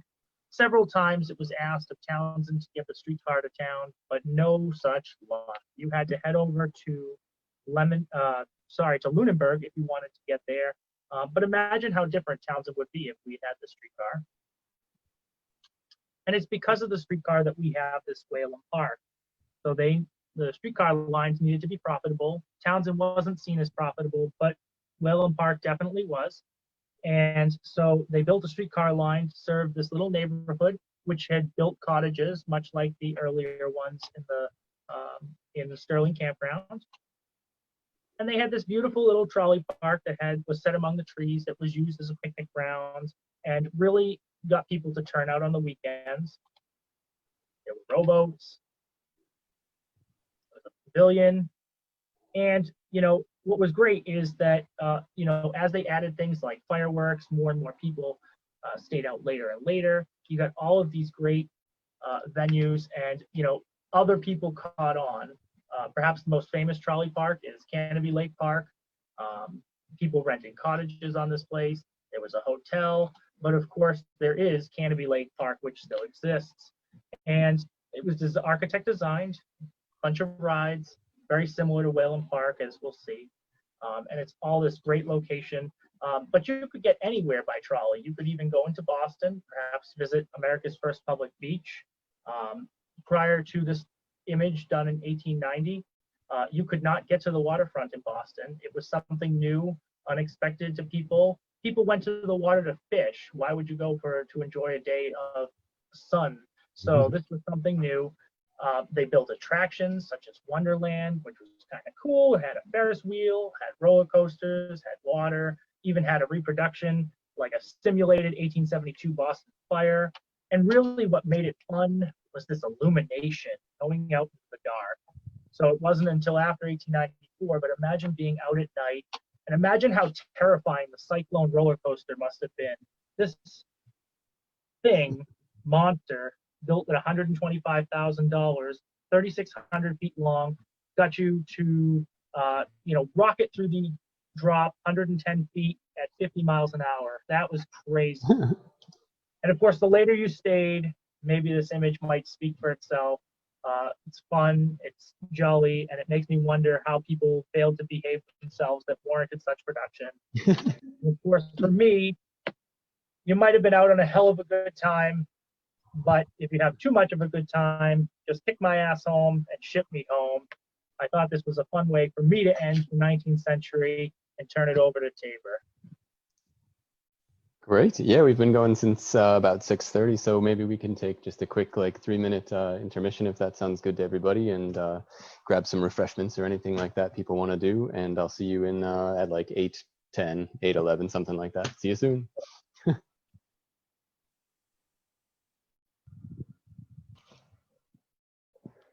Okay, looks like we're pretty well gathered around again. Welcome back to Leisurely New England, a nostalgic look back at how we had fun. In part 2 here, we're going to be diving into the 20th century. Some of you know that I was fortunate to grow up in a family that's got some neat historical connections to New England tourism history. And so when Ryan first approached me with the idea for this presentation, I was a little bit worried. I thought that maybe it would be kind of like a magic trick almost, where the more you know about behind the scenes, sometimes that can take away some of the wonder or the awe maybe.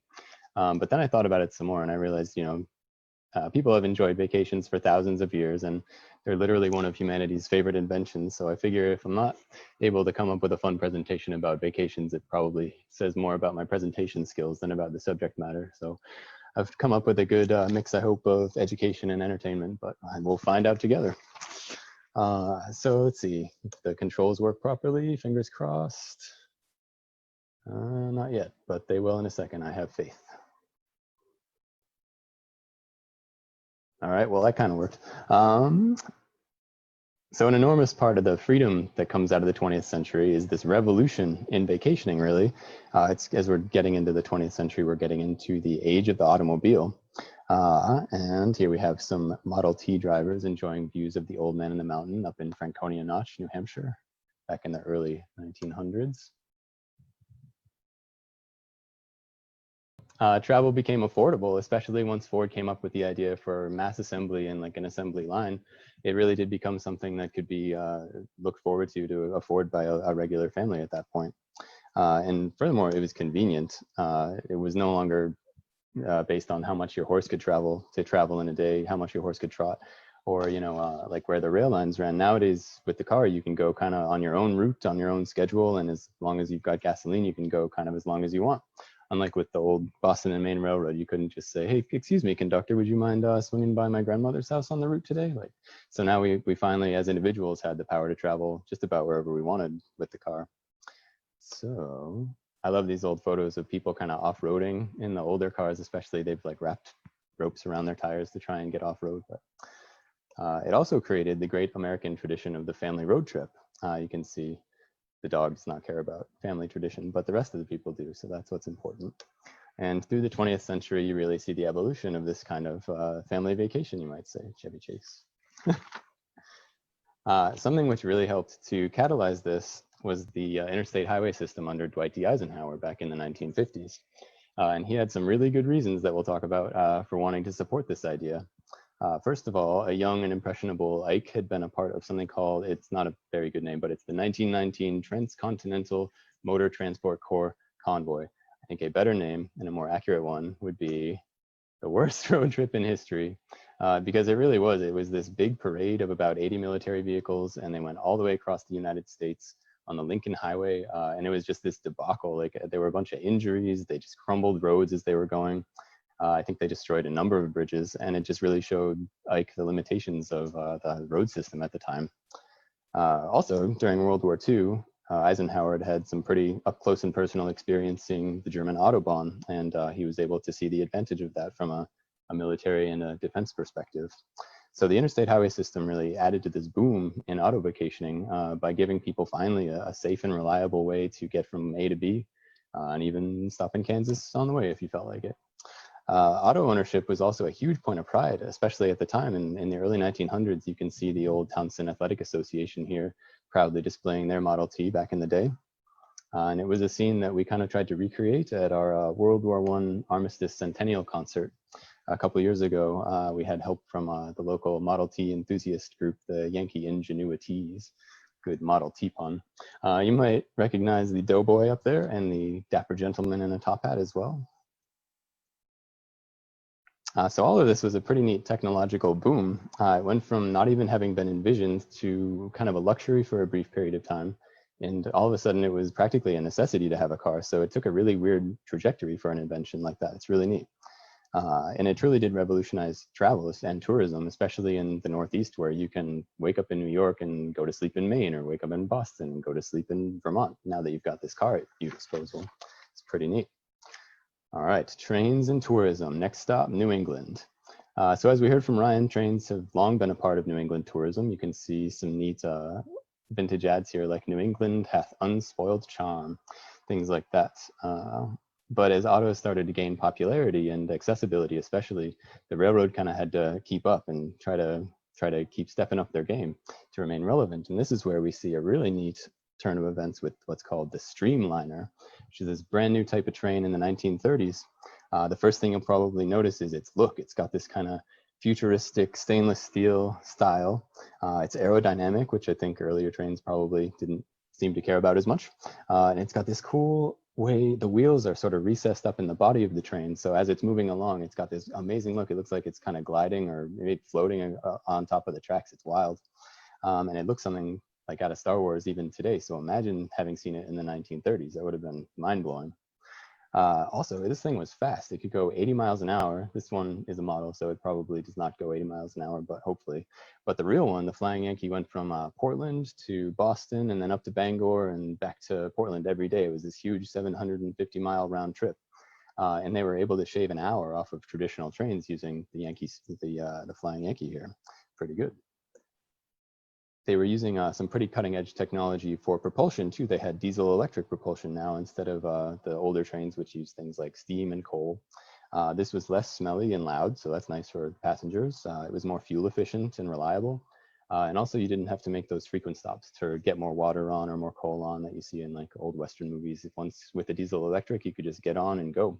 So it worked out for all the passengers and crew alike. They're actually doing some really neat restoration efforts of the Flying Yankee up in New Hampshire right now. So hopefully we'll have the chance to ride in a streamliner like this someday ourselves. That would be pretty neat. I think especially because it really represents a time when travel was like about luxury and convenience, and you sort of contrast that with air travel today that's just a nightmare. But with the streamliner, you know, it could be a time when travel's not burdensome or dangerous anymore. It's safe and relaxing. It's fun, maybe, and it's not just how to get to your adventure. It's actually part of your adventure, which I think is really neat. It's sort of part of your vacation almost. Where trains really came into their own and played an enormous role in one of New England's largest industries, skiing, which we'll talk about on its own in just a second, was starting in the 1930s with our famous snow trains. If this slide will come up, I hope. Yes, there we go. Okay. Because I think you could probably pack a Model T with like 4 or 5 people and try to get your skis attached somehow and cram in all your winter gear. But driving through the snow a few hours, I think you might be in for kind of an uncomfortable, rough ride, to say the least. So why not instead enjoy the spacious luxury of the snow train, I think was their idea. The Boston and Maine Railroad was a huge part of this operation, which was good news for Townsend because it meant that we were really well connected to the snow train route. If you look at the old Boston and Maine map here, and then you zoom in, and then you zoom in again, and then you zoom in another time, you can see Townsend's there, and we've also got routes nearby in like Ayer and Fitchburg and Groton, so Townsend had the connections to get to the ski slopes. Oh, we've got a great old photo of the old Boston and Maine Railroad station here in Townsend Center back in the early 1900s, looking good. So there was just this tremendous seasonal demand in places like New York and in Boston and really all across the Northeast for winter travel to the ski slopes. The Boston and Maine actually went out of their way unbelievably to make this happen. They were changing everything about their schedules. They were adding stops. They were adding train cars, anything they could do to increase capacity because people were just like starving for the ski slopes and they still couldn't keep up with demand. During World War II, snow train service was halted along with a lot of non-essential rail travel. You can see some of the old posters here from wartime when they were really trying to encourage people to conserve for the war effort. Like, is your journey really necessary? And rail transport is half the battle, that sort of thing. But when it did come back after World War II, it came back huge. It came back with a bang. It was not only post-war, of course, but it was post-depression. So finally, these people have a chance to get out and to live and to travel again, and they certainly did. You can see a good old 1940s brochure of the snow train where people certainly seem to be having a grand old time. They even had a number of songs written about the snow train back in its prime. The one with the sheet music is apparently really hard to track down nowadays, but I did find the one by the Jamies. It's on Amazon Music, and if you're very brave, you can listen to it too, but I have given it a shot, and I would say it is very catchy, but not in a pleasant way, so you've been warned. The original snow train service ran through 1972, but a really cool thing recently, they've got it going again, at least as a local route up in North Conway. You can take the old Conway Scenic Railroad up to some of the ski trails nowadays, so that is a pretty neat throwback to the past. So now we've talked about how to get to your vacation destination, but now the more important part is what are you going to do once you get there? From snow trains, I figured a good segue, a good place to go from there would be one of the seasonal business backbones of New England, skiing. Got some good old vintage posters of skiing in the Berkshires here. But to start, I'm gonna drag everybody back on another archaeological expedition back to the very origins of skiing. Some of the earliest finds come from places like Scandinavia and from Russia, places you would imagine skis to be pretty handy getting around. And some of them are 10,000 years old, if you can believe it. This pair is comparatively kind of a youngster with 5,000 years old, the Kalvträsk ski from Sweden. And they're looking pretty good, you'll notice, for 5,000 years old. And some of the reason for this is the same as you might be familiar with bog bodies like Tolland Man here, who's about 2,000 years old, but these are found in peat bogs in Europe. And sometimes the preservation is so good, you'll get like facial features still and hair, even fingerprints sometimes, clothing, it's unbelievable. And it's working actually the same way with those skis, which are not that picture. Let me go back one. Let's see. Yeah, where the pH of these peat bogs is very similar to vinegar. So in a really gross, but hopefully interesting way, it's sort of pickling the bodies, or the skis for that matter, the organic material. The acids are able to work their way in there before decay sets in. You can see it, the evolution of skiing here by the 13th century in Norway. We've got pretty similar looking to what we've got today. And then going into 16th century Italy on the left here, it should be noted that this artist had never actually seen skis. He was going off of a description, which I think comes through in maybe his artwork, as you can see. I don't know if he's ever seen pants either. That didn't look quite right either. But, and then over here on the 19th century on the Russian-Mongolian border, they're really starting to look like pretty modern skis, probably other than the bindings, I guess, which are made of rope. But other than that, we're just about there. And its origins as a sport really started in Scandinavia back in the 1800s and spread to the rest of Europe from there. And then a ton of immigration to the United States around that time, as Scandinavians were trying to get here to work in our factories and mills especially. I know Townsend in particular has a really big Finnish population nearby.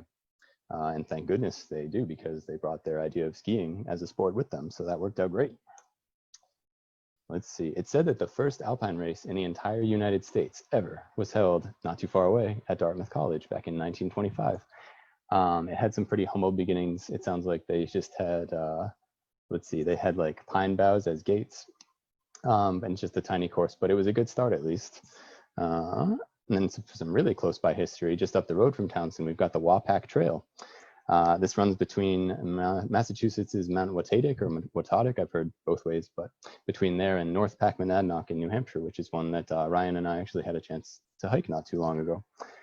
It was the Appalachian Mountain Club who made some improvements to the trail back in 1927 that officially designated it apparently as the first ski trail in all of the continent to be specifically for skiing, which is a pretty good accolade to have. Let's see here. Oh, there's the old Mount Watatic ski area. I think it's closed down at this point, but it was sort of overshadowed. Yeah, you guys are nodding. Overshadowed in the 80s by like Wachusett Mountain and probably the bigger mountains to the north, but it's good old vintage advertising there for Mount Watatic. This image might be familiar to any of you who are backcountry skiers. Thrill seekers were flocking to Tuckerman Ravine, sort of in the shadow of Mount Washington, as early as the 1920s, believe it or not. And it said that the first giant slalom race ever was held on Tuckerman Ravine. This is where you've got sort of more space between the gates. And the reasoning they came up with this, they said, was for safety's sake. But I think they were thinking that more space between the gates would let people maybe slow down or have more control over their turns. But I think what it actually does is give people more time to speed up in between the gates. So I don't know if safety played into it as much as they've been hoping. Also on Tuckerman Ravine, you've got to worry about like avalanches and cliffs and some of the highest wind speeds ever recorded. So I don't think safety had quite as much to do with it as they were thinking. So the clearing of trails and the construction of ski villages all through the 1930s and 40s really cemented skiing as sort of an integral ingredient, if you will, in New England's economy and in our tourism. This is the Taft Trail up at Cannon Mountain in New Hampshire, if any of you have had the chance to ski up there at all. And they did have some heavy equipment at the time. They had things like steam shovels and eventually backhoes, but really at the time, this is a good reminder that a lot of it did have to be carved out by hand. It was just a tremendous amount of work. And as mountains and ski villages grew, they took on a lot more aspects of the hospitality industry as well. And you've got things like hotels and condos springing up. You've got resorts and restaurants where you can pay $40 for a cheeseburger, and shopping malls. I mean, you name it nowadays, they can just about support an entire town with a ski mountain. It's and their livelihood. It's really neat. All right, so skiing supported us through the winter, but what about summer sightseeing? What are we going to do then? Again, there was this lull during World War II, where you can see in the old poster here, like, me travel, not this summer, vacation at home. They were really trying to conserve resources again for the war effort. But long before the war and long after it too, you were seeing just this onslaught of publicity for New England as sort of the summer destination. You can see they were touting everything from like the natural beauty of our peaks and coastlines to like our recreation and sports. Go Red Sox, by the way. History and cuisine. They were really every aspect of New England. They were trying to like pound home as somewhere that you want to be, even going back 200 years. So even like for health reasons, they would say, you know, cure your consumption with the trip to the White Mountains, take in the mountain air.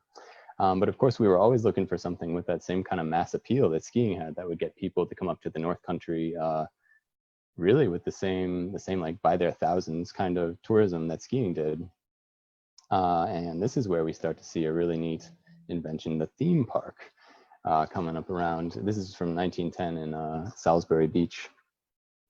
And let's see, so we're going to take a really quick look at some historical theme parks that are sadly no longer with us, but that maybe some of you had a chance to go to back in their prime when they were still going.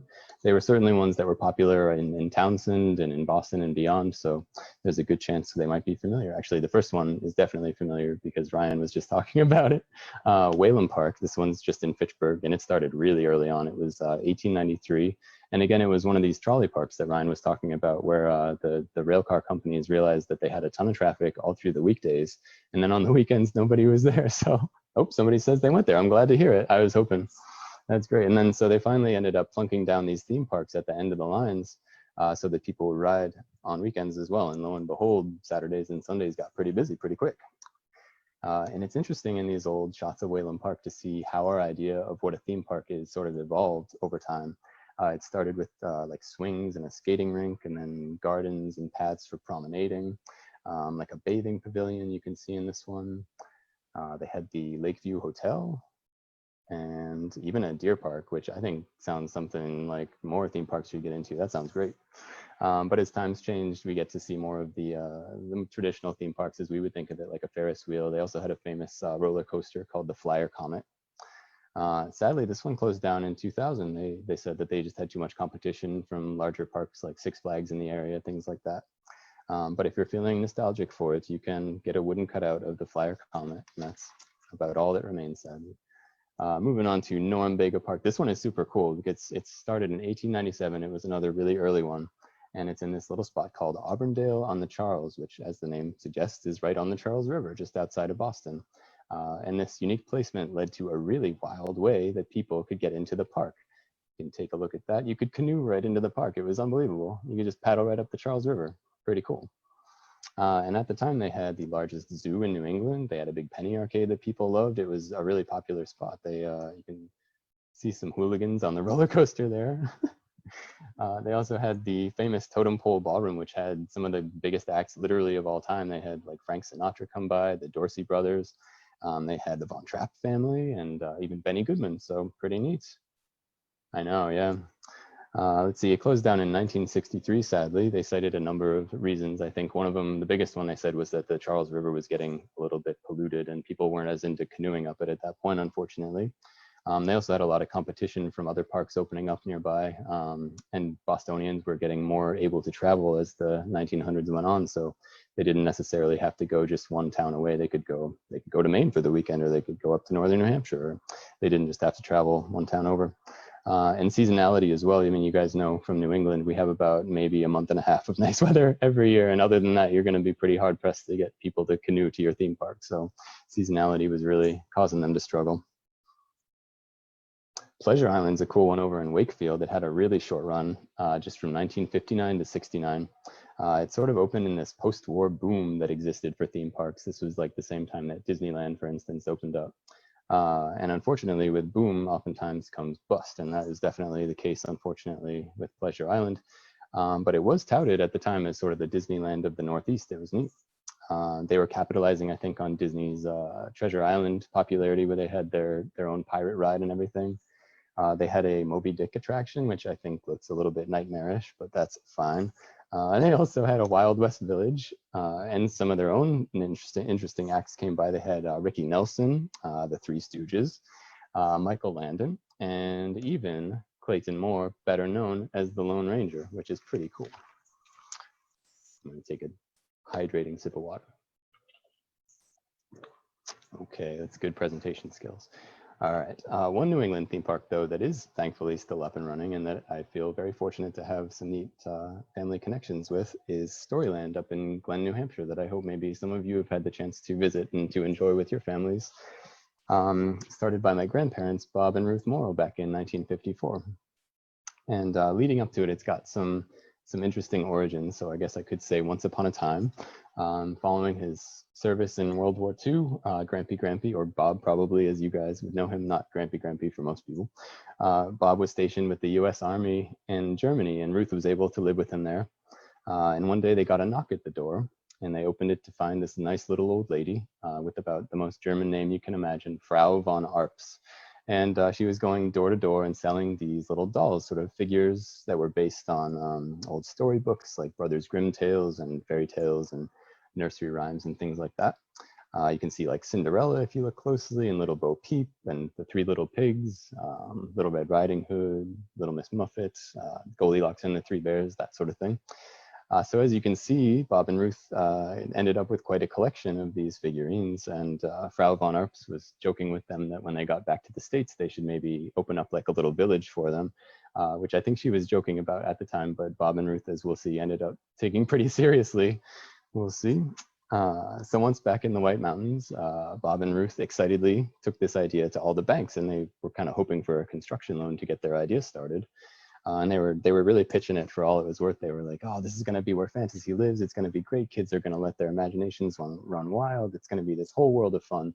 And every single bank, probably understandably, said, no, thanks, we're not gonna, because they were in the middle of nowhere, I think was their point. They were kind of in the middle of nowhere in northern New Hampshire. They also said that like the land is pretty much made of rocks, so construction was going to be impossible.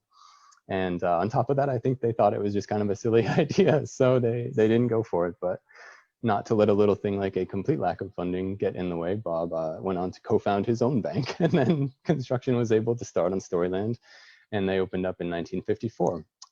You can see in some of the before and after photos, it really is, it's a pretty rugged spot. It's very beautiful, but it's mostly mountains and boulders and black flies, so it's not a very hospitable environment for a land of fantasy, but they were able to create a pretty neat, a pretty special place out of it. We've got some neat then and now images here of Storyland, like we've got Little Miss Muffet back in the 1950s with her tuffet, of course, and today.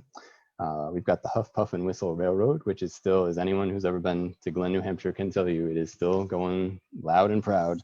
You get really, the whistle portion of it really carries. And it's also the reason why I never have slept in my life, because every morning when I was growing up at 9 o'clock, the Huff, Puff, and Whistle Railroad would start up, and you can't sleep through that. So it's literally like a train in your house. You got Cinderella's pumpkin coach here back in 1966 and today with her castle in the background. And then you've got Humpty Dumpty through the decades as well. You've got a few generations of Humpty Dumpty. And really at this point, actually, it's neat. You get a few generations of visitors. I always hear these great stories of people saying like they remember their own parents taking them to Storyland, and now here they are taking their own kids, and it's just mind-blowing for them. And it really has become this great tradition where people are able to let your imagination run wild, and you can go with your family and just you can relax and have fun in this place that's really a genuinely good and happy spot. All right, we're in the home stretch here, so we're going to talk about local leisure, and we're talking about Townsend specifically too. We've got this great old postcard of boating on Townsend Harbor. Oh, cool. Lee says she took her kids to Storyland. Oh, there we go. I'll go back one. Okay, let's see. So in the 20th century, we started to have this sort of nationwide spirit of really wanting to enjoy the natural splendor of what was then seen, maybe for right or wrong, as a newly tamed country. I think it's hard to argue for that point nowadays. A lot of people think that's maybe not a good way to look at it, but newly tamed, I think, was exactly how they thought of it, at least. And some of the earliest national parks were started back in Ryan's neck of the woods in the 1800s. But the actual National Park Service started up in 1916, which allowed a lot more Americans to have the benefits of being able to get outside and to camp. This was also the age of the rugged outdoorsman. You've got guys walking around like Teddy Roosevelt, you've got Ernest Hemingway. This is L.L. Bean himself, Leon Wood Bean, which gives you a good indication of why he goes by his initials, because his name's kind of silly. You've got camping and this idea of outdoor adventure as sort of rejuvenating. and kind of in vogue at that time. It took a lot of forms, of course, from like a bedroll under the stars to like a camping tent like these guys have here, to the classic kind of a chrome camper, and even whatever, I don't know what UFO this family's decided to camp in, but whatever that is as well. And it's interesting, I think, to think about looking through history and seeing like what is considered to be fun and what is considered to be relaxing. Because if you ask somebody from like colonial period Townsend, like, hey, do you want to spend a couple nights like sleeping on the ground with like limited shelter and like probably make it pretty hard to cook for yourself? Does that sound like a fun way to spend a camping time with me? Like, I'm thinking they would say no, thank you to that. Like, it doesn't sound nice, except nowadays, like, I don't think it would in the past as much, but they'd probably say like, no, I've spent a long time trying to live in a house, thank you. And it's interesting too, I think, to see what's been romanticized throughout history. Like you take one of Townsend's lesser known historical claims to fame, the cattle drive.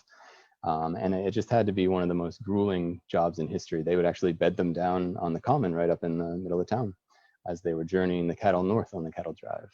But really, it's brutal. Like you're up before dawn every day. You've got to deal with thousands of ornery cattle all the time. You've got to, I mean, you're up, you've got to work like 18 hours straight. It's horrible. But now I think people see it as sort of this romantic or fun or adventurous pastime. It's one actually that you can pay exorbitant fees to have the privilege of working on nowadays, as best exemplified, I think, by the classic Billy Crystal movie, City Slickers, which we'll be showing a screening of following this presentation. No, we won't, I'm just kidding. But we should, because Jack Palance is in it and he is a national treasure. But there is a limit to our nostalgia for these historical jobs, because I've never heard anyone say like, oh, you know, I've always wanted to live the life of an 18th century sewer digger. And I don't think that happens as much. So there's a limit to our nostalgia for that sort of thing. So the outdoors, as part of like a healthy lifestyle and as a retreat to sort of get your vim and vigor back, was gaining popularity at the time, and sort of getting back to nature was quite the thing. And in New England, I think Townsend in particular was the perfect combination of like natural beauty and accessibility. You know, it was sort of in that sweet spot of like near but not too near places like Boston and Worcester and maybe like Manchester, New Hampshire. It really was, it's like somewhere you can drive in an hour or two and you can kind of forget your city life for a while, but then you can also get back to work on Monday, I think is where Townsend ends up. And one phenomenon to come out of this time was girls' camps, like the one just over at Benton Pond in Townsend. And these, I think it was built in 1896, yeah.